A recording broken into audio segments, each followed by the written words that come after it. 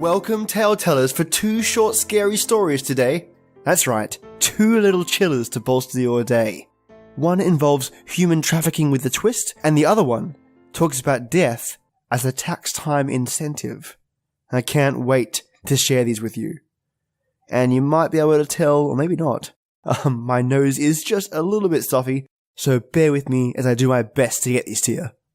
Now before we dive in, let's thank those fans. Troy Shawmate, you are listening like a champ. Thank you so much. Arkin Brother, thank you so much for likes, mates, and I'm currently working on your story you sent in. Thanks, buddy. Quasarbolt for being your awesome self. Monday Blues, thank you for the like, and nice profile pic. Dodoro3, thank you for the like, and a brand new podcast for horror fans. That's you guys, yeah? Check out Hellbent Horror, a podcast about everything related to horror, where host S.A. Bradley talks about horror as art and social commentary. Sounds neat, right? He talks about movies, books, and stories that shaped him as a fan, and those that shape horror as a film style and art form. You can find and subscribe to their podcast on iTunes, Google Play, Play FM, and Stitcher. Hell, see what I did there? Even Facebook and Twitter at Hellbent Horror. Their channel is great. Check them out. Alright, tale tellers, get comfy, turn those lights off, the sound up, and brace yourself for 2 spine tinglers. How Much for the Girl by Lucky Number. So, how much for the girl? I've dealt with punks like this one before, but I've never been this desperate. It shows in my voice. Sorry, man. No can do. Come on, don't fuck with me. How much? Anger spews from my throat. I won't risk losing the girl. She deserves better than to live the rest of her life rotting. Look, I told you, we ain't selling. Now take your ass home, old man.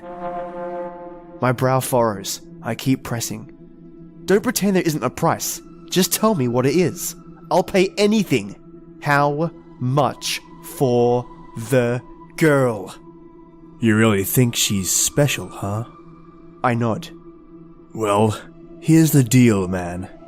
We're about to shove off, and we're all set as is. So frankly, I think your best bet is to go walk the docks and try to find someone else. The girl isn't going anywhere. Capiche? I look at the girl, pretty young thing, just blossoming into a young woman. Beautiful. I know it'll be wrong if I take her back home with me.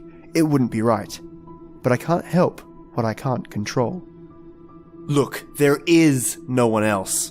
Now would you please listen to me, listen to reason, for a minute? She's perfect, and I love her, and I want to take care of her.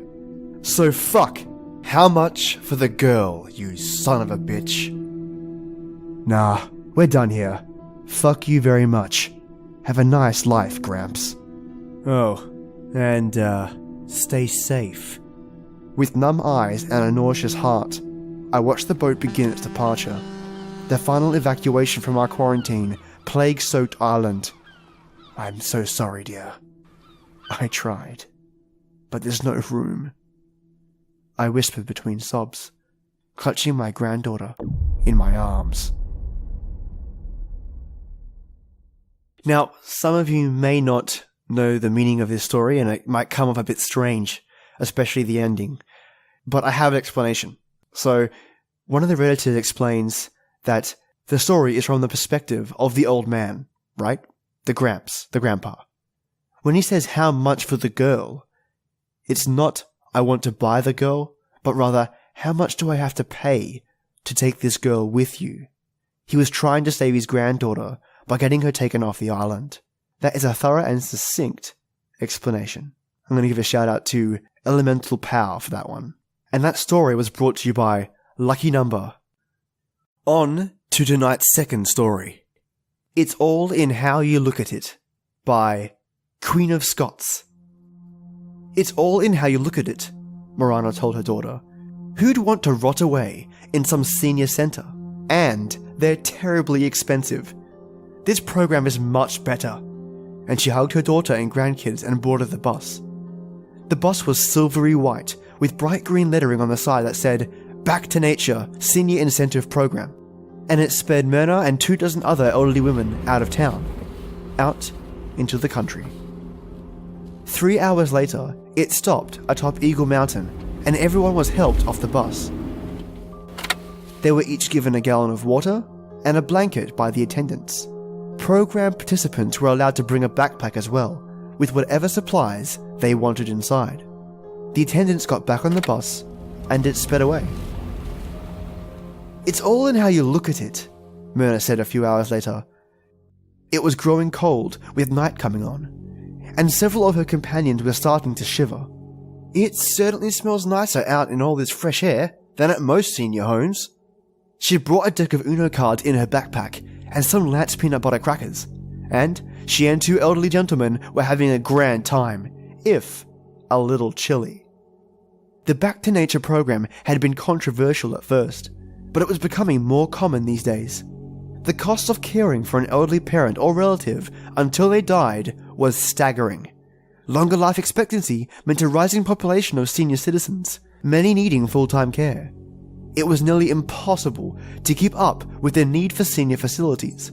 The BTN incentive program offered a huge tax write-off for the families of participants, a fairly quick death by all natural causes, in a beautiful outdoor setting and practically no funeral expense.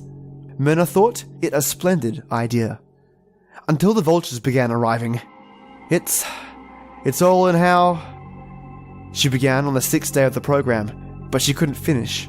She was trying not to hear the grisly tearing sounds as 3 vultures began picking at the face of one of her Uno partners. She began to wonder if it would be so bad, laying in a bed in a nursing home with sponge baths and bedpans and visitors. She was dirty and cold, and she'd eaten all her peanut butter crackers 2 days ago. "I reckon it won't be too long now for us," her other Uno partner sighed. They huddled onto their 2 blankets, shivering, too cold and weak for Uno. He was dead the next morning. Myrna cried a little and took both blankets and crawled away. She didn't want to see him getting pecked away by the horrid birds. It's all... She couldn't remember what she was going to say. It didn't matter. Her family would be getting a nice payoff for this. She was glad. A vulture settled next to her, and Myrna shooed him away. But she knew he would be back soon.